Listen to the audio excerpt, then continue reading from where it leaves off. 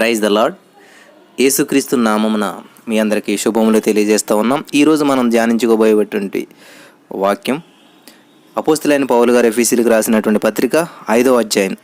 కావున మీరు ప్రియులైన పిల్లల వలె దేవుని పోలి నడుచుకునుడి, క్రీస్తు మిమ్మును ప్రేమించి పరిమళ వాసనగా ఉండుటకు మన కొరకు తనను తాను దేవునికి అర్పణముగాను బలిగాను అర్పించుకొనెను, అలాగుననే మీరును ప్రేమ కలిగి నడుచుకునుడి. ప్రార్థన. స్తోత్రం దేవ, సర్వోన్నతుడ, సర్వాధికారి, మహిమా స్వరూపుడ, ఆదరణకర్త, ప్రేమగల మా తండ్రి, మమ్మల్ని నువ్వు నడిపిస్తున్నటువంటి దేవ, నీవు మా పట్ల చూపినటువంటి ప్రేమకైన ప్రభా, నీ ప్రాణాన్ని నా ప్రభా పెట్టి మమ్మల్ని పాపం నుంచి విమోచించి ఉన్నావు నా ప్రభా. మరి నీ ప్రాణత్యాగమును ప్రతి వారు గుర్తెరిగి నీవే దేవుడు అని తెలుసుకుని నిన్ను స్తుతిస్తూ నిన్ను మహింపరుస్తూ నీ నిత్యరాజ్యానికి వారసులగట్టుకు నిన్ను నమ్మి బాప్తిజం పొందినట్టు ప్రతి వారి మనోనేత్రం తెరవబడేట్లు సహాయం చేయమని చేస్తున్నందుకు నీకు వందనములు చెల్లిస్తూ మా ప్రభా ప్రార్థన చేస్తున్నాను. ఈ సమయంలో వాక్యాన్ని ధ్యానిస్తూ ఉండగా అనేక అద్భుతమైనటువంటి ఆత్మీయ మర్మలు మాకు ప్రతి వారికి తెలియజేసి మా హృదయాలను తెప్పరిల్లజేయమని, మా ఆత్మను బలపరచమని, విశ్వాసమందు కదలని వారు స్థిరులుగా ఉండటకు సహాయం చేస్తున్నందుకు నీకు వందనములు చెల్లిస్తూ ప్రార్థించి నమ్మి పొందుకునే నామ పరమ తండ్రి, ఆమేన్. ప్రభునందు ప్రియులరా, ఇక్కడ అపోస్తలుడైన పౌలు గారు ఏం చెప్తున్నాడంటే, ప్రియులైన పిల్లల వలె దేవుని పోలి నడుచుకునుడి, క్రీస్తు మిమ్మల్ని ప్రేమించి పరిమళ వాసనగా ఉండుటకు మన కొరకు తనను తాను దేవునికి అర్పణముగాను బలిగాను అర్పించుకొనెను, అలాగనే మీరు ప్రేమ కలిగిండి. చూడండి, అర్పణగా బలిగా ఎందుకు అర్పించుకున్నాడంటే ఆయన యోహాను సువార్త 3:16 చూసినట్లయితే, దేవుడు లోకమును ఎంతో ప్రేమించిన కాగా తన అద్వితీయ కుమారునిగా పుట్టిన వాని యందు ప్రతివాడు విశ్వాసం నశింపక నిత్యజీవం పొందినట్లు, విశ్వాసం నుంచి ప్రతివాడు నశింపక నిత్యజీవం పొందినట్లు ఆయనను అనుగ్రహించిన ఎవరిని? కుమారుని. ఆ కుమారుడు వచ్చి ఏం చేశాడు? తండ్రి ఏదైతే చేస్తే ఇష్టపడతాడో, తండ్రికి ప్రియునిగా ఉండాలంటే ఏం చేయాలో అది చేసి తన ప్రాణాన్ని అర్పించి వెళ్ళి ఉన్నాడు. నా ప్రియమైనటువంటి దేవుని బిడ్డలారా, వాక్యం వినిచినటువంటి మీరందరూ కూడా you are the child of God అనమాట. అందరం కూడా నేను ప్రతి ఒక్కరం కూడా దేవుని పిల్లలమై ఉన్నాం. ఎటువంటి పిల్లలై ఉండాలి? మీరు ప్రియులైన పిల్లల వలె దేవుని పోలి నడుచుకునుడి. ఈ రోజున క్రీస్తును ధరించుకున్నాము, క్రీస్తును కలిగి ఉన్నాము, క్రైస్తవులము, దేవుని బిడ్డలము, దేవుని పిల్లలము అని చెప్పుకుంటూ ఉన్నారు. అంటే ఒక వేషధారణతో కూడినటువంటి జీవితాన్ని జీవిస్తున్నారు తప్ప ఆ వేషధారణ అనేది ఒక రోజు బయటపడుతుంది. నేను చిన్నతనంలో సండే స్కూల్లో చదువుకున్నటువంటి ఒక స్టోరీ నాకు గుర్తున్నది. ఏం చేస్తుందంటే, ఒక నక్క ఒక ఇంట్లో ఈ దొంగతనానికి వెళ్తుంది అనమాట. దొంగతనం అంటే ఏదో తినడానికి వెళ్తుంది. ఆ ఇంట్లో ఏముంటాయంటే రంగులన్నీ కలిపి ఒక చోట పెడితే ఇదేమవుతుందంటే, ఆ వెళ్ళి దాన్ని ఏదో కదపటం వల్ల సంథింగ్ ఏదో జరిగి ఆ డబ్బాలన్నీ దీని మీద పడతాయి అన్నమాట. డబ్బాలన్నీ దీని మీద పడి డిఫరెంట్ కలర్స్ పడేసరికి ఇది ఆ సౌండ్కి ఏం చేస్తుందంటే పారిపోతుంది అనమాట. పారిపోయి అడవిలోకి వెళ్ళిపోతే అడవిలో ఉన్నటువంటి జంతువులన్నీ చూసి సేమ్ పులికి ఉన్నటువంటి సింహానికి ఉన్నటువంటి అది పులి చారలాగా దీని మీద పడితే అది సమ్మో అని చెప్పి అన్నీ భయపడతా మొదలు పెడతాయి. ఓహో, నన్ను చూసి భయపడుతున్నాయని చెప్పి ఇది ఏం చేస్తుందంటే సేమ్ దీని నడక కూడా ఒక అడవికి రాజు ఎట్లా అయితే ఉంటాడో, పులి ఎట్లా అయితే ఉంటుందో ఆ పులిలాగా నడవడం, పోలి నడవడం, పులిలాగా చేష్టలు చేయటం ప్రారంభించిందంటే అన్నీ భయపడతా ఉన్నాయంట. ఇలా భయపడతా ఉన్నప్పుడు కొంతకాలం గడిచింది. సడన్గా ఏమైందంటే వన్ డే సడన్గా ఒకరోజు ఏమైందంట, వర్షం వచ్చిందంట. ఎప్పుడైతే వర్షం వచ్చిందో దీని రంగు కాస్త ఏమైందంట, వదిలిపోయిందంట. అసలు రంగు బయటపడిందంట. అసలు రంగు ఏంటిది? నక్క. కానీ పులిలాగా నడవాలని, పులి వేషం వేసుకోవాలని ప్రయత్నించింది. నిలబడిందా? నిలబడలేదు. కానీ ఎంతకాలం నడిచింది? అన్నట్లని మెప్పించింది, అన్నట్లని నొప్పించింది, అన్నట్లని భయపెట్టింది, అన్నట్లని లొంగ తీసుకుంది, అంతా చేసింది.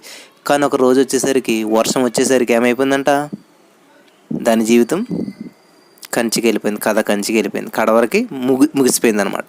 నా ప్రియమైనటువంటి సహోదర స్నేహితులారా, ఈరోజు చాలామంది ఇట్లాంటి రంగులు పూసుకున్న వాళ్ళు ఏదో ధరించుకున్నామని చెప్పేసి వాళ్ళని మెప్పించటానికి అందరి దృష్టిలో చక్కగా చాలా భక్తి చేస్తూ ఉంటారు. అసలు బొట్టు పెట్టుకోరు కొంతమంది. బొట్టు పెట్టుకోమని చెప్పట్లేదు, కానీ అంటే బొట్టు పెట్టుకోకపోవడమే క్రైస్తవులని చూపించుకోవటం, లేకపోతే ఇలా దీనత్వం ఇవన్నీ పైకి ప్రదర్శిస్తూ ఉంటారు ఇట్లాగా చాలామంది.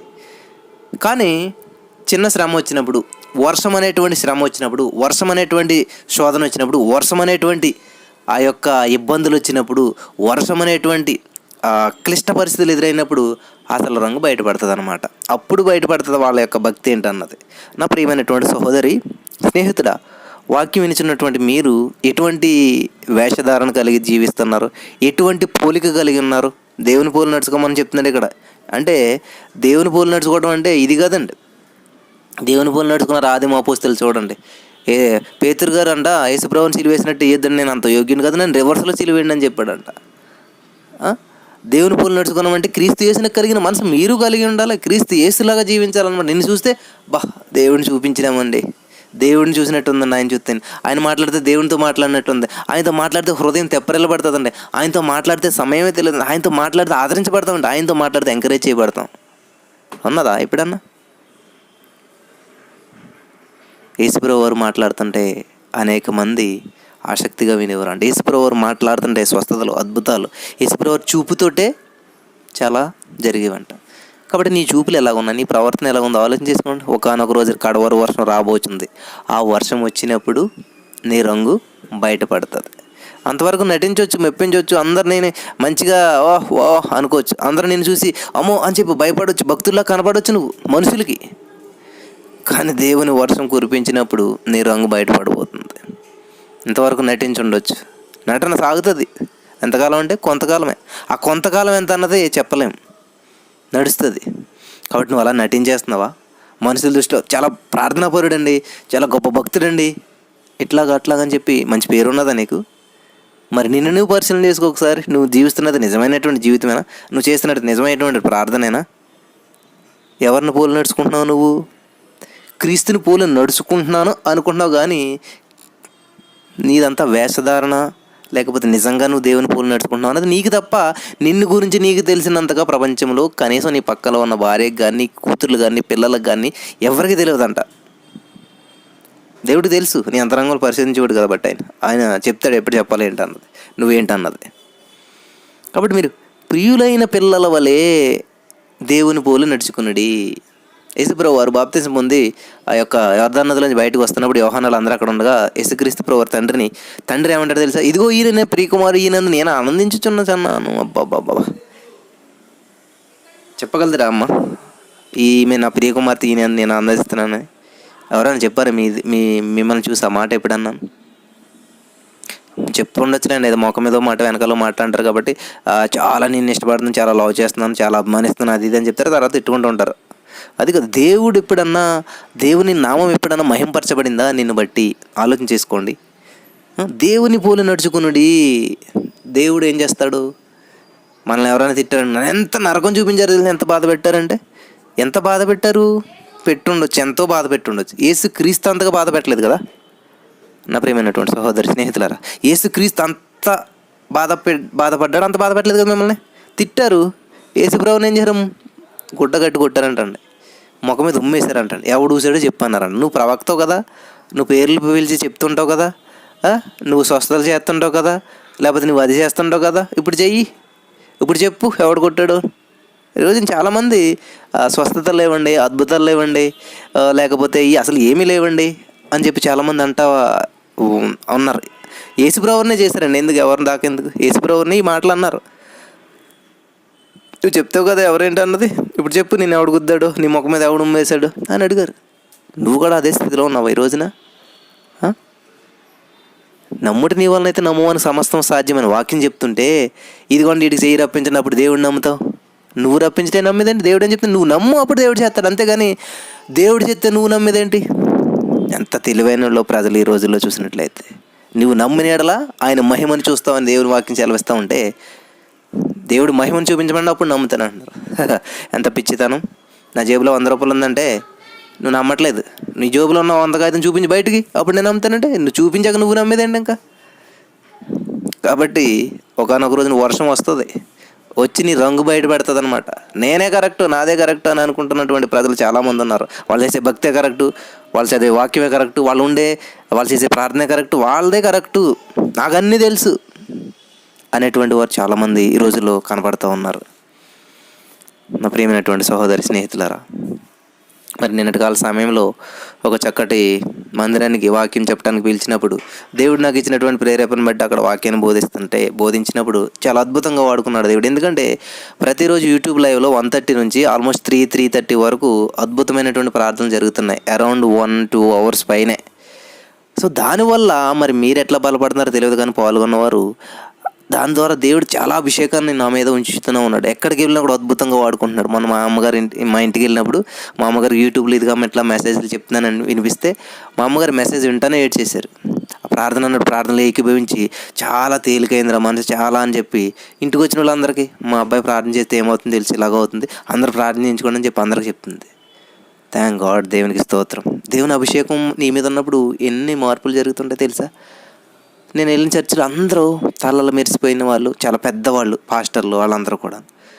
సరే ఏదో కుర్రోడు ఏదో మాట్లాడుతున్నారని చెప్పి మా అక్కగారు అడిగితే ఇచ్చారు, అవకాశం ఇస్తే నేను మాట్లాడితే 1/2 అవర్ కూడా మాట్లాడలేదు. మనకు 1/2 అవర్ మెసేజ్లు అలవాటు కాబట్టి వాళ్ళందరూ ఆశ్చర్యపోయారు. చిరంజీవి చిన్నోడైనా కానీ చాలా మర్మాలు, చాలా అద్భుతమైనటువంటి విషయాలు చెప్పాడు, చాలా అద్భుతమైనటువంటి విషయాలు దేవుడు మనతో మాట్లాడాడు ఈ అబ్బాయి ద్వారా అని చెప్పేసి వాళ్ళందరూ కూడా ఆశ్చర్యపోయారు, విస్మయం పొందారు. ఎందుకని దేవుడు నీ ద్వారా చేస్తున్నటువంటి కార్యాలను బట్టి అందరూ విస్మయం పొందుతారు, ఆశ్చర్యం చెందుతారు. ఎందుకని దేవుడి ద్వారా జరిగితే నువ్వు చేసినటువంటి కార్యాలు ప్రజలను విస్మయం ఉందని విసిగి చెందింతాయి అనమాట. నువ్వు మాట్లాడినట్లయితే నువ్వు చెప్పాలనుకుని నీకు నువ్వు ఫేమస్ అవ్వాలనో, నీకు నువ్వు గ్రేట్ అనిపించుకోవాలనో, నీకు పేరు రావాలనో, ఈ లోకం ఈ టైప్ ఆఫ్ ఆలోచనలతో నువ్వు చేసింది ఏదైనా కూడా ఫలించదు. దేవునికి స్తోత్రం. కాబట్టి ఇక్కడ మనం చూసినట్లయితే దేవుని వాక్యం ఏం చేయడానికి తనను తాను దేవునికి అర్పణముగాను బలిగాను అర్పించుకున్నాడు. అలాగనే మీరును ప్రేమ కలిగి నడుచుకున్నాడు. ఇక్కడ దేవుని వాక్యం సెలవిస్తూ ఉంది ప్రేమ కలిగి నడుచుకోవాలని చెప్పేసి. ప్రేమ ఉండే లక్షణాలు ఏంటి మనకు అర్పణంగా చేసుకున్నాడంటే ఆయన. నేను చెప్తా ఉంటాను ఎప్పుడు కోకోనట్ ఆయిల్ గురించి. అది అంత స్మెల్ రావడానికి ఎన్ని కష్టాలు పడుతుంది చూసారా. ఎండ పెడతారు, పొగ పెడతారు, నలగ కొడతారు, పిండి చేస్తారు, అప్పుడు సువాసనతో కూడినటువంటి ఆయిల్ వస్తుంది, దాన్ని నువ్వు తలకు రాసుకుంటుంటావు. అలాగే అది అలా నలగొట్టబడుతుందని చెప్పి మీరు బాధపడొద్దు. ఎందుకంటే అది మీ మహిమ కొరకే, మీ ఆనందం కొరకే, మీ సంతోషం కొరకే. అలాగే దేవుడు కొంచెం తనను తాను నలగొట్టుకుని నీకు సువాసనగా ఉండేటకు, నీ జీవితం బాగుండ కుళ్ళు కంపుతూ కొడుతున్న పాప లోకంలో జీవించవలసినటువంటి నీవు పాపంలో జీవిస్తున్నటువంటి నీ కొరకు ఆయన ఏం చేయడంట, నలగొట్టుకున్నాడు, సువాసనగా మార్చాడు నీ జీవితాన్ని. అబ్బా హల్లెలూయా. కాబట్టి మీరు ప్రేమ కలిగి నడుచుకున్నాడు. ప్రేమ కలిగినప్పుడు అండి ద్వేషించలేమండి. ప్రేమకుండే లక్షణాలు అన్నీ తెలిస్తే ప్రేమ దీర్ఘాలను, క్షమించను, మత్సరపడదు, తప్పిదాలను ఎత్తుతో, ఇవన్నీ ప్రేమ ఉండే లక్షణాలు. ప్రేమ కలిగి ఉన్నటువంటి వ్యక్తి ఏం చేస్తాడు మరి, వాళ్ళ మొహం చూస్తే నాకు అసహ్యం అండి, వాళ్ళ పేరు ఎత్తకండి, వాళ్ళ మాట ఎత్తకండి, వాళ్ళ గురించి చెప్పకండి, వాళ్ళంటే మాకు పడదండి, వాళ్ళ మొఖం చూడమండి, వాళ్ళ ఇంటికి వెళ్ళండి వాళ్ళు. మరి ఇది కలిగి ఉన్నప్పుడు నువ్వు దేవుని ప్రేమించినట్టు ఎలాగవుతుంది. దేవుడు ప్రేమింది అని చెప్పాడు. దేవుడు ఎవడైనా నన్ను ప్రేమించిన నా ఆజ్ఞలు కనుక్కోమని దేవుడు చెప్పాడు. దేవుడు ఆజ్ఞ అంటే నిన్ను వాళ్ళని పొరుగు అని చేయించమని దేవుడు ఒక ఆజ్ఞ ఇచ్చాడు. తర్వాత ఏం చేసి నీ శత్రువుని సహితం ప్రేమించమని చెప్పి. మరి దేవుడు ఆజ్ఞలు అనుసరించకుండా దేవుణ్ణి ప్రేమిస్తున్నానని నువ్వు చెప్తూ నీ సహోదరుని ద్వేషించినట్లయితే what is the use, what is the purpose? నువ్వు అసలు ఏం చేస్తున్నావు? భక్తి ఏంటి? ఏం భక్తి చేస్తున్నావు? ఎందుకంటే నా జీవితంలో నేను ఇటువంటి వాళ్ళని కొన్ని వందల మందిని చూశాను కాబట్టి నాకు ఇవన్నీ అనుభవాలు అనమాట. ఏంటంటే దేవుని మేము చాలా ప్రేమిస్తున్నామండి అని చెప్తూ ఉంటారు, పక్కడు మాత్రం చాలా ద్వేషిస్తూ ఉంటారు. అసలు ఎప్పుడు కూడా ఇంకా అదే డ్యూటీలో ఉంటారు. ఇక్కడ వాక్యం చాలా ఉంది మనకి, కానీ ఇక్కడ అయిపోయేలా ఉన్నది. మీలో జారత్వమే కానీ, ఏ విధమైనటువంటి అపవిత్రతే కానీ, లోభత్వమే కానీ వీటి పేరైనను ఎత్తకూడదు, ఇదే పరిశుద్ధులకు తగినది. ఏది తగినది? అపవిత్రత, లోభత్వం ఇది తగినది కాదు. వీటి పేరు ఎత్తకుండా ఉండటం తగినది అనమాట.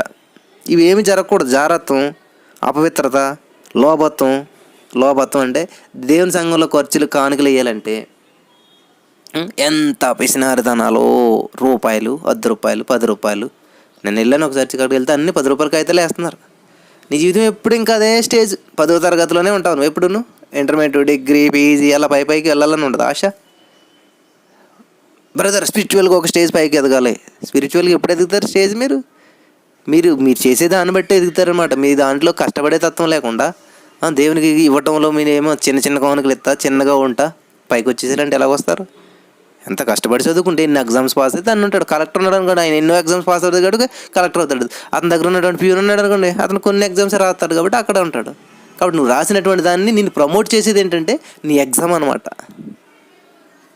కాబట్టి దశమ భాగంలో ఫెయిల్ అయిపోతుంటారు చాలామంది, దశమ భాగం ఇవ్వడంలో ఫెయిల్ అయిపోతుంటారు చాలామంది. ఆ ఎగ్జామ్ ఫెయిల్ అయిపోతే నువ్వు నెక్స్ట్ ఎలా ప్రమోట్ అవుతావు? ఆలోచన చేయండి. మీరు మీ చేలో విత్తనాలు నాటుకోవడంలోనే ఫెయిల్ అయిపోయారు, మీకు పంట ఎక్కడ వస్తుంది? బ్రదర్ మా పంట బాగా, అసలు విత్తనం నాటినోడికి పంట రావాలని ప్రార్థన చేస్తే మనం వెరుతానం కదా. చెప్పినోడిది వెరుతానమే, చేసి ఓడిది వెరుతానమే. బాధ కలిగించవచ్చు మీ అందరికీ, బాధ కలిగించినా ఏం పర్వాలేదు, కానీ మీ చేసేది అంతా ఇదే అనమాట. చాలామంది బ్రదర్ ప్రార్థన చేయండి, ఆశీర్వదించబడాలి, ఇల్లు కట్టుకోలేదు, కానీ దశంభాగాలు ఎవరు? దేవుని సన్నిధికి ఒక ప్రత్యేకమైనటువంటి కానుక ఎవరు? ఏదైనా మంచి సభ కూటమి జరిగి దేవుడిన మంచి ఉద్యోగ సభలు అవి జరుగుతుంటే ఒక్క విత్తనం నాటరు, ఒక్క సహాయం చేయరు, ఏది దేవుని పనిని సాగించలేరు, కనీసం వీళ్ళు చేయరు. కనీసం అక్కడ కుర్చీ లేటే కానీ కూడా వెళ్ళి పని కూడా చేయరు. కానీ ఆశీర్వాదాలు కావాలి, ఆశ్రయించబడిపోవాలి, మంచి పేరు వచ్చేయాలి, మంచి గొప్ప లేవాలి, మంచి ఇల్లు కట్టుకోవాలి, మంచి కార్లు కొనుక్కోవాలి, డెవలప్ అయిపోవాలి, అన్నీ రావాలి. కానీ వీళ్ళు మాత్రం దేవునికి ఇచ్చేది సమయం ఉండదు, కనీసం ఆర్థిక సహాయం ఉండదు, కనీసం ఆత్మీయంగా కనీసం ప్రార్థన కూడా చేయరు అవి బాగా జరగాలని. దయచేసి గమనించండి. ఈ వాక్యం చాలామందికి ఇట్లా గుండెల్లో గుణపాలు దింపుతున్నట్టు అనిపిస్తూ ఉంటుంది. అనిపిస్తేనే దేవుడు కరెక్ట్గా మాట్లాడుతున్నట్లు లెక్క అనమాట. మీలో జారత్వం ఇవన్నీ ఉన్నాయన్నమాట. కృతజ్ఞత వచనం మీరు ఉచ్చరించవాలని, కానీ మీరు బూతులైన పోకిరి మాటలైన సరస్వక్తులైన ఉచ్చరింపకూడదు, ఇవి మీకు తగవు. చూసారా, కృతజ్ఞత వచనం అంట. ఎంత ఎవడన్నా బైక్ ఎక్కించుకుంటే థ్యాంక్స్ అండి, థ్యాంక్స్ అండి 100 సార్లు చెప్తుంటాం. దేవుడు నీకు ఎంత జీవాన్ని ఇస్తున్నాడో, ఎంత ఆశీర్వాదాన్ని ఇస్తున్నాడో, ఎంత ఆరోగ్యం ఇస్తున్నాడో, శుభ్రంగా పని చేసుకుంటాం, మంచి శాలరీస్ ఇవన్నీ వస్తున్నాయి. ఎప్పుడన్నా కృతజ్ఞత చెప్తున్నారా? 1,00,000 రూపాయలు శాలరీ ఇచ్చాడు దేవుడు, అందులో 10,000 ఇవ్వటానికి ఎంత మనసురా అసలు వస్తుందా? దేవుడు చక్కటి ఆరోగ్యం ఇచ్చాడు. ఒక్క రోజన్నా మోకరించి ప్రార్థన చేస్తున్నాం, ఒక్క ఆల్ నైట్ ప్రేయర్ అన్నా చేస్తున్నారా? మీరు ఒక్క వారం అన్న ఉపవాసం ఉంటున్నారా? ఆలోచించండి. అసలు దేవుడికి మీరు చేస్తున్నది ఏంటి? ఇంకా ఇవ్వాలి, ఇంకా అవ్వాలి, ఇంకా పొందుకోవాలి, ఇంకా ఆశ్రయించాలి, ఇంకా మాకు అది కావాలి, ఇది కావాలి, ఇది కావాలి, అది కావాలని చెప్పి ఎప్పుడు దేవుడిని అడగటమే తప్ప దేవునికి ఇచ్చేది ఏమన్నా ఉన్నదా? దేవునికి స్తోత్రం. కృతజ్ఞత వచనమే మీరు ఉచ్చరించవాలని. బూతులైనను అసలు అది నోరు తెరిస్తేనే బూతులు వచ్చేస్తాయండి చాలామందికి. మీరు ఉచ్చరించేవాళ్ళు బూతులైనను, పోకిరి మాటలైన, సరసోక్తులు అంటే మరదలవుతుందండి వరుసకే, కాబట్టి ఇట్లా మాట్లాడవచ్చు, పర్వాలేదండి. చిన్నపిల్లల్ని, ఇంకా వాళ్ళకి మాటలు రాని పిల్లల్ని కేకిసి తిట్టండి, అలాగాను ఇలాగాను పిల్లలకి నేర్పుతారు. బాలు నడవలసిన త్రోవ నేర్పు, వాడు పెద్దవాడని పెడితే దాన్ని తెలుగు కూడా ఒరే మా అవుతాడు నీకు అన్న అలాగాను ఈయన ఇలాగాను. ఇదండి మీరు నేర్పేది పిల్లలకి. సరసోక్తులు చాలామంది ఆడుతుంటారు. అవర్స్కి అది అవుతారు, ఇది అది అవుతారు అని చెప్పి వంకర మాటలు, టింకర మాటలు, డబల్ మీనింగ్ మాటలు ఇవి ఆడుతుంటారు. అవి ఏమి తగవంట. మరి ఆలోచన చేసుకోండి. ఒకవేళ ఇంతవరకు చేస్తారేమో ఇప్పుడైనా మానుకోవటానికి ట్రై చేయండి. వ్యభిచారి అయినను, అపవిత్రుడైన, విగ్రహారాధికుడైన, లోబి అయిన క్రీస్తు యొక్క దేవుని యొక్క రాజ్యమునకు హక్కుదారుడు కాడని సంగతి మీకు నిశ్చయముగా తెలియను. వ్యర్థమైన మాటల వలన ఎవడను మేము మోసపరచనీయుడు. ఇట్టి క్రియల వలన దేవుని ఉగ్రత అవిధేయులైన వారి మీదకి వచ్చిన కనుక మీరు అట్టి వారిలో పాలువారైండు. ఇలాంటి పనులన్నీ లోకస్తులు చేస్తారండి. ఒకవేళ మీరు వాళ్ళతో కూడా జత కట్టి వాళ్ళతో కూడా మీరు ఉన్నట్లయితే వాళ్ళకు వచ్చేటువంటి ఉగ్రతలు కూడా మీరు పాలు పంచుకోవాల్సినట్టు పరిస్థితి ఏర్పడుతుంది. ఒక ఆవిడ అంది, ఎందుకంటే మీరు ఇలా చేస్తున్నారంటే, మా ఫ్రెండ్స్ అందరూ అంతే అండి, మా ఫ్రెండ్స్ అందరూ అంతే, పెళ్ళైనా కానీ బయట వేరే వేరే మగవాళ్ళతో కనెక్షన్ పెట్టుకుని తిరుగుతూ ఉంటారు. వాళ్ళందరూ చేస్తే తెలియదు, నేను చేస్తే వాళ్ళందరూ వేరు. మీరు లోకమునకు వేరే జీవించమని దేవుని వాక్యం చదివిస్తూ ఉంటే అయ్యో అందరిని చూసుకుంటారు ఎందుకండి? మీ ఎదుట ఒకడు ఉన్నాడు కదా, దేవుడు ఉన్నాడు, పరిశుద్ధుడైనటువంటి దేవుడు. ఆయన చెప్పి నేను పరిశుద్ధిని కనుక మీరు పరిశుద్ధంగా ఉండమని చెప్పాడు. ఆయన దృష్టిలో పెట్టుకోవాలి కదా. నువ్వు నీ పక్కనున్న మనుషులు, ఎదురున్న మనుషులు వాళ్ళ మీద పెట్టుకుంటే ఏదో ఒక రోజు జారిపోతారు, ఏదో ఒక రోజు పడిపోతారు. ఎందుకంటే మనుషులు కదా. కాబట్టి ఎవరిని పెట్టుకోవాలి? నువ్వు టార్గెట్ దేవుని పెట్టుకోవాలి. ఆయన పరిశుద్ధుడు, మాట తప్పనివాడు, మాట ఇచ్చినవాడు, వాగ్దానం చేసినవాడు, నమ్మదగినవాడు. అపవిత్రుడైనను. కాబట్టి మీ జీవితాలను, మీ యొక్క మాటలను, మీ యొక్క లైఫ్ను దేన్ని అపవిత్రపరచుకోవద్దు. దేవుని రాజ్యానికి హక్కుదారులకు వ్యర్థమైన మాటల వల్ల ఎవరు మిమ్మల్ని మోసపరచనివ్వకండి. మీరు పూర్వమందు చీకటి అండి, ఇప్పుడైతే ప్రభునందు వెలుగై ఉన్నారు. వెలుగు ఫలములు సమస్త విధమైన మంచితనము, నీతి, సత్యమును వాటిలో కనబడుచున్నవి. మీరు వెలుగు సంబంధులు ఇప్పుడు. కాబట్టి వెలుగు ఫలములేంటి? మంచితనం, నీతి, సత్యము. ఇప్పుడు వెలుగు కలిగినప్పుడు, కాబట్టి వెలిగించబడ్డావు నువ్వు అంటే అర్థం ఏంటి? ఇంకా చీకట్లో ఎలా జీవిస్తాను? నీలో మంచితనమే లేదు అసలేని, సత్యమే చెప్పవు. నువ్వు ఎప్పుడు అబద్ధాలు చెప్తూ ఉంటుంటావు, నీతే లేదా అసలేని. అలాంటప్పుడు నువ్వు వెలుగు సంబంధం ఎలాగ అవుతుంటావు? వెలుగు సంబంధం అని చెప్పుకుంటా ఏం ఫలములు ఫలం? చీకటి ఫలములు ఫలింతా ఉన్నారు చాలామంది. కాబట్టి ఇవన్నీ వివరించాలంటే చాలా టైం సరిపోయేలా లేదు ఇక్కడ. ఆలోచించండి ఒకసారి. మీరు వెలుగు సంబంధులు, మేము దేవుడిని నమ్ముకున్నాము, పరలోకం వెళ్ళిపోతాం, బాప్తీసం ముందేసుకున్నాము. మొన్న మా ఫ్రెండు ట్రైన్ ఎక్కటాకని చెప్పి టికెట్ తీసుకున్నాడండి. ఎక్కేసాడు, బాగానే ఉన్నది. వాడు టిఫిన్ చేస్తే ఏం చేశాడంటే ఆ పొట్లంతో కలిపి దీన్ని కూడా కట్టేసి బయటకు పడేసాడు. మలిచి పడేసి టికెట్కి డబ్బులు కట్టాడు, సేఫ్గా తెచ్చుకున్నాడు, లోపల దాకా అంతా బాగానే ఉంది, ట్రైన్ ఎక్కిన తర్వాత దాన్ని పడేశాడు. ఇప్పుడు మరి అతను టీసీ వచ్చినట్లయితే అతను ఏం చేస్తాడు? నేను టికెట్ తీసుకున్నానండి, పొట్టలో కట్టి పడేసాను, మర్చిపోయినట్టు ఊరుకుంటాడా? అదేం చేయలేదు. తన జర్నీ పూర్తయ్యేంత వరకు చాలా జాగ్రత్తగా కాపాడుకోవాల్సినటువంటి బాధ్యత ఉన్నదా లేదా? కాబట్టి నువ్వు రక్షణ అనేటువంటి ఈ యొక్క టికెట్ సంపాదించుకున్నావు. ఏది? పరలోకం వెళ్ళడానికి బాప్తిజం పొందిన తర్వాత ఎలిజిబిలిటీ సంపాదించుకున్నావు. రక్షించబడిపోయాను కాబట్టి నీ ఇష్టానుసారంగా దాన్ని మలిచి గిల్చి పడేసి చింపేసి అలాగేలా పడేసావంటే నీ రక్షణ ఉపయోగపడుతుందా? ప్రియమైనటువంటి సహోదరి స్నేహితులారా, ఆలోచన చేయండి.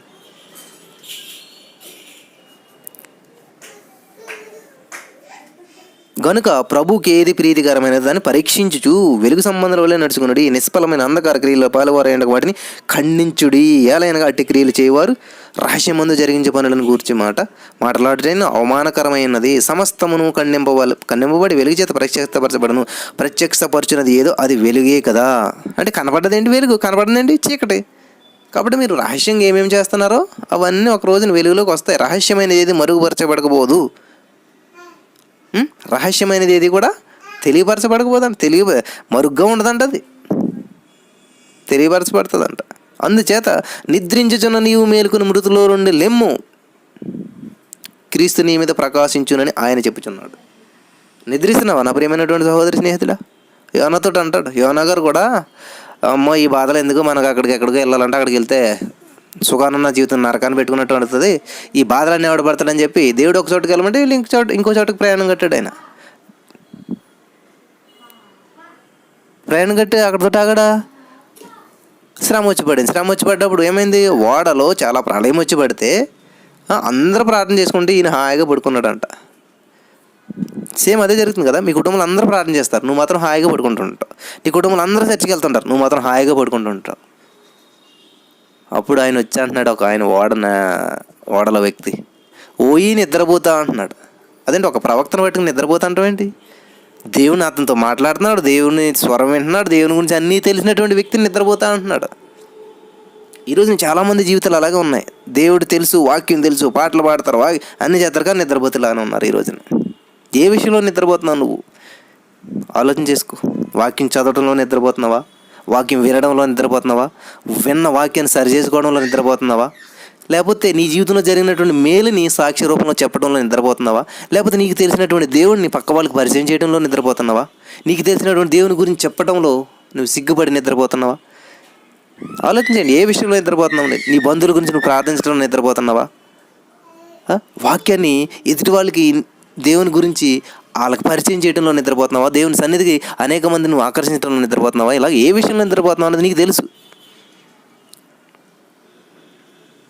దినములు చెడ్డవి గనుక మీరు సమయమును పోనీక సద్వినియోగం చేసుకుని అజ్ఞానుల వల్లే కాక జ్ఞానుల వల్ల నడుచుకున్నట్లు జాగ్రత్తగా చూసుకున్నాడు.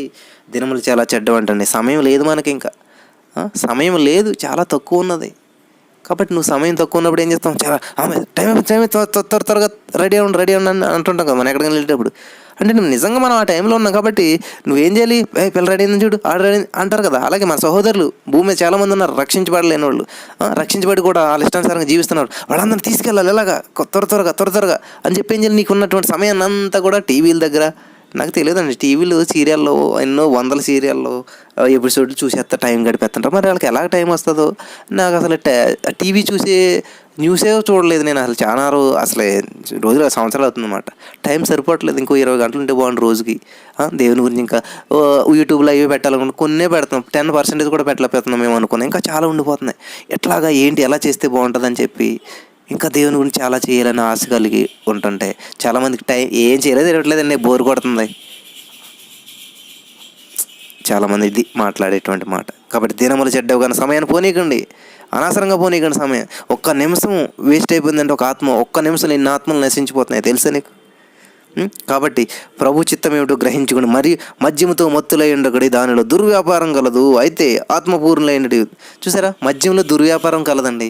మద్యం తాగినట్లయితే మనిషి మూర్ఖుల్లా ప్రవర్తిస్తూ ఉంటాడు. మద్యం తాగినట్లయితే తల్లి పిల్ల తెలియదు అనమాట. మద్యం తాగినట్లయితే ఇంకెవడ ఏం చేస్తున్నాడో తెలియదు అనమాట. ఎలా నడుస్తున్నావో తెలియదు, యాక్సిడెంట్లు అవుతాయి, చాలా మిస్బిహేవ్ చేస్తుంటారు, ఇవన్నీ జరుగుతుంటాయి. దుర్వ్యాపారం. కరుణ వైన్స్ అంట, మేరీ వైన్స్ అంట, నేను చదివని పేర్లు ఈ వైన్ షాపులకి పేర్లు.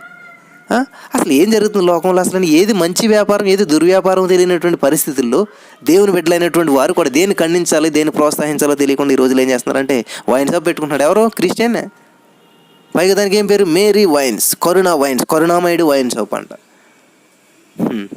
చూసారా ఎలాగ ఉన్నదో ప్రపంచం అసలని. దేవాళ్ళకి సామాన్లు అమ్ముతారు, ఈ మందుగుండు సామాన్లు అమ్ముతారు, అక్కడ కూడా పేరు పెడతారు ఏమని, కరుణామయుడు, ఇది దేవమయుడు, దయామయుడు, మేరీమాత, లేకపోతే అది ఇది పేర్లు పెట్టి అసలు ఏది వ్యాపారము ఏది దుర్వ్యాపారం తెలియకుండా ఈరోజు చాలామంది అలా జీవితాలను గడిపేస్తూ ఉన్నారు. కాబట్టి మీరు ఏం చేయాలంట, ఆత్మపూర్ణులైండి, ఆత్మ యందు పూర్ణత కలిగి ఉండాలన్నమాట. ఆత్మపూర్ణులైండి. ఇవన్నీ చాలా అద్భుతమైన అధ్యాయం. ఇది వివరించడానికి టైం సరిపోవట్లేదు, అక్కడ అయిపోయింది, ఇంకా 5 minutes కూడా లేదు.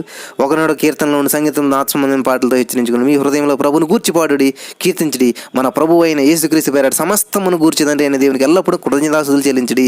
కృతజ్ఞత కలిగి ఉండాలని మీరు దేవుడు ఆరోగ్యం ఇచ్చాడు, అన్ని ఇచ్చాడు, అన్నట్లు బట్టి 6 నెలలు కాపాడాడు దేవుడు, మనల్ని 7 నెలలు ప్రవేశపెట్టాడు. ఎంత కృతజ్ఞతగా ఉండాలి మనం. క్రీస్తునందుల భయంతో నువ్వు ఒకరి దగ్గర లోబడి ఉండడి. నువ్వు ఎందుకని లోబడాలంటే ఎదుటి వాళ్ళకంటే క్రీస్తునందుల భయం బట్టి నువ్వు లోబడాలన్నమాట. స్త్రీలారా ప్రభువునకు మీరు సొంత పురుషులకు లోబడి ఉండడి. క్రీస్తు సంఘమునకు శిరసైన లాగా పురుషుడు తన భార్యకు శిరసై అన్నాడు. క్రీస్తే శరీరమునకు రక్షకుడై అన్నాడు. సంఘం క్రీస్తునకు లోబడినట్టుగా భార్యలు కూడా ప్రతి విషయంలో తమ పురుషులకు లోబడవాలని. పురుషులారా మీరును మీ భార్యలను ప్రేమించడం అటువల్ల క్రీస్తు కూడా సంఘమును ప్రేమించి అది కళంకమైనను మడతైనను మాది ఎట్టిదైనను లేక పరిశుద్ధమైనది కానీ నిర్దోషమైనది కానీ మహిమగల కానీ సంఘంగా ఆయన నిలబెట్టుకున్నట్టుకు వాక్యం అనే ఉదక స్నానం చేద్దాన్ని పవిత్రపరిచి పరిశుద్ధపరిచి దాని కొరకు తనను తాను అప్పగించుకొనెను. చూసారా, యేసుప్రభువు తానే అప్పగించుకున్నాడంట. ఇప్పుడు చూడండి, ఒక మనిషి నీట్గా అవ్వాలంటే ఏం చేయాలి, అతన్ని స్నానం చేయించాలి. ఉదక స్నానం అంటే ఇక్కడ అంటే ఉదకం అంటే మంచి అనమాట. అంటే వాక్యం అనేది ఎట్లా పనిచేస్తుందో చూసారా, ఒక స్నానం లాగా. అంటే వాక్యం నేనేం చేస్తా, అరికాలు మొదలుకొని నన్నెత్తి వరకు ఆపాద మస్తకం నిన్నేం చేస్తుంది, కడిగేస్తుంది, క్లీన్ చేస్తుంది. ఆ వాక్యం నీలో అప్లై చేసుకున్నప్పుడు నిన్ను ఆ అభిషేకం చేస్తా నిన్ను నడిపిస్తుంది అనమాట. వాక్యం ఏం చేస్తుంది, నిన్ను అరికాలు మొదలుకొని నన్నెత్తి వరకు నిన్ను కడిగేస్తుంది, నిన్ను క్లీన్ చేస్తుంది, నిన్ను శుద్ధిపరుస్తుంది వాక్యంగా విన్నప్పుడు అనమాట. నువ్వు రీడింగ్ అనేది రిఫ్లెక్ట్ లేనప్పుడు అంట చాలా వేస్ట్ అవుతుందంట. కాబట్టి నువ్వు చదువుతున్నది రిఫ్లెక్ట్ అవుతున్నదా, చదువుతున్నది ఉపయోగపడుతుందా? వాక్యం అని ఉదక ధ్యానం చేత దేవుడు మనల్ని కడుగుతాడంట. తర్వాత అటువలే పురుషులు కూడా తమ సొంత శరీరంలో తమ భార్యను ప్రేమివద్దులై ఉన్నారు. తన భార్యను ప్రేమించేవాడు తను ప్రేమించుకొనిచున్నాడు. తన శరీరం దేశించేవాడు ఎవడను లేడు, కానీ ప్రతి వాడును దాన్ని సంరక్షించుకొను. మరియు క్రీస్తు శరీరమును అవయములై ఉన్నాము గనుక అలాగే క్రీస్తు కూడా సంఘమును పోషించి సంరక్షించి ఈ హేతు చేత పురుషుడి తల్లిదండ్రులను విడిచి భార్యను హత్తుకొను. వారిద్దరి ఏక శరీరమును ఈ మరణం గొప్పది. అయితే నేను క్రీస్తుని గురించి సంఘమును గురించి చెప్పుచున్నాను. మెట్టుకు మీలో ప్రతి పురుషుడును తన వలె తన భార్యను ప్రేమ, భార్య అయితే తన భర్త అయిన భయము కలిగి ఉండినట్లు చూసుకున్నాడు. ఇక్కడ భార్య భర్త అంటే ఎవరి గురించి అంటే యేసుప్రభు వారు సంఘం గురించి చెప్తా ఉన్నాడు. మనం సంఘం అందరం కూడా మనం అందరం భార్య లాంటి వాళ్ళు అన్నమాట దేవుడి దృష్టిలో. కాబట్టి ఏ భార్య కూడా భర్తను ఎదిరించకూడదు. భార్య భర్త పట్ల భయం కలిగి ఉండాలి, ప్రేమ కలిగి ఉండాలి. ఇవి ఇక్కడ భార్య అంటే ఎవరంటే సంఘం అనమాట. సంఘం అనేది ఎప్పుడు కూడా దేవుని యందు భయము భక్తి కలిగి ఆయన కొరకు ఎదురు చూస్తే ఆయన ఏం చెప్తాడో విందారని చూడాలి, కానీ ఆయనకి చెప్పడం కాదు. ప్రార్థన చాలా చేస్తే ఇది చేయి ప్రభు, అది చేయదు కాదు. ప్రభు నీ చిత్తానుసారంగా మమ్మల్ని నడిపించిందండి, నీకు ఇష్టానుసారంగా మమ్మల్ని నడిపించిందంటే ఎట్లా చేయాలి. కానీ ప్రార్థన చాలామంది ఏం చేస్తుంటారంటే కావాలి, ఇది కావాలి, అది కావాలని చెప్పి ఇట్లా ఎప్పుడు అడుక్కుంటూనే ఉంటారు. అలాగే దేవుడిని మహింపరుద్దాం, దేవుడిని స్తుతిద్దాం అన్నటువంటి ఆలోచన ఉండదన్నమాట. కాబట్టి నువ్వు ఎటువంటి రంగులు పూసుకుని తిరుగుతూ ఉన్నావు, ఎటువంటి జీవితాన్ని జీవిస్తూ ఉన్నావు. ఒకనొక రోజు నువ్వు వర్షం వస్తుంది, కడవర వర్షం కురుస్తుంది. ఆ వర్షంలో నీ అసలు రంగు బయటపడుతుంది. అసలైనటువంటి రంగు ఏం కలిగి ఉన్నావు నువ్వు, ఈ లోకంలో ఏ విధమైనటువంటి జీవితం జీవిస్తున్నావు ఒకసారి ఆలోచన చేసుకోండి. ప్రియమైనటువంటి వారులారా, ప్రార్థన చేసుకుందాం. ప్రభువా, ఈ లోకంలో నేను నష్టానుసారంగా జీవించేస్తానని నువ్వు అనుకున్నట్లయితే ఇప్పుడైనా నువ్వు మారు మనసు పొంది ఇక్కడ నుంచి నేను నిజాయితీగా జీవిస్తాను, నా రంగులన్నీ తీసేసుకుంటాను, నా నిలకడ నిజమైనటువంటి జీవితాన్ని జీవిస్తానంటే నీకోసం నేను ప్రార్థన చేస్తాను. ప్రభువా, ఎవరైతే ఈ యొక్క అద్భుతమైన నిర్ణయం తీసుకుని ఇక్కడ నుంచి నేను అన్ని విడిచిపెట్టేస్తాను, అన్నీ మానేస్తాను, నా నిజ స్వరూపం ఏంటో అదే నేను జీవిస్తాను, కాబట్టి నాకు శ్రమలు వచ్చినా, వర్షం కురిసినా, బాధలు వచ్చినా, ఏది కష్టం వచ్చినా నేను అలాగే ఉంటాను, అది నా నిజ జీవితం అని ఒక నిర్ణయం తీసుకున్నారు నా ప్రభువా. మరి ఆ నిర్ణయాన్ని స్థిరపరచండి. వారు చేసినటువంటి ప్రతి ప్రార్థనలు ఆలకించండి, కృప చూపించండి ప్రభావ. నీ నా మహిమార్థం నడిపించమని. వారు ఏ విషయంలో త్రొట్టిల్లిపోకూడదు నా ప్రభావ. వేషధారానికి జీవితాలు లేకుండా నా ప్రభావ నిజమైనటువంటి అసలైనటువంటి జీవితాలు జీవిస్తూ నా ప్రభావ నేను స్తుతిస్తూ నేను మహింపరిచేటువంటి జీవితాలు వీరందరికీ అనుగ్రహించమని. విన్న వాక్యం వ్యర్థం కాకుండా 30, 60, 100 అంతలుగా 1000 అంతలుగా ఫలింపచేయమని నా ప్రభావ ప్రతి హృదయంతో మాట్లాడమని ప్రార్థన చేస్తున్నాను తండ్రి. నువ్వు మాట్లాడినటువంటి వాక్యాన్ని బట్టి, వారు తీసుకున్న నిర్ణయాన్ని బట్టి నీకు వందనములు చెల్లిస్తున్నాను తండ్రి. వారి నిర్ణయాలను స్థిరపరచండి నా ప్రభావ. నీ నామ మహిమార్థం నడిపించమని నా ప్రభావ. వారి జీవితంలో నువ్వు చేసినటువంటి అద్భుతమైనటువంటి కార్యాలను బట్టి నీకు వందనములు చెల్లిస్తున్నాను తండ్రి. నీకు వందనములు చెల్లిస్తున్నాను తండ్రి. హల్లెలూయా. Thank you Jesus. నీకు వందనాలు యేసయ్యా. మహిమ ఘనత ప్రభావాలు చెల్లిస్తూ యేసు నామమున ప్రార్థన చేసి ఈ కార్యక్రమాలన్నిటిని నడిపించినందుకు వందనాలు చెల్లిస్తూ నమ్మి పొందుకుంటున్నాం తండ్రి.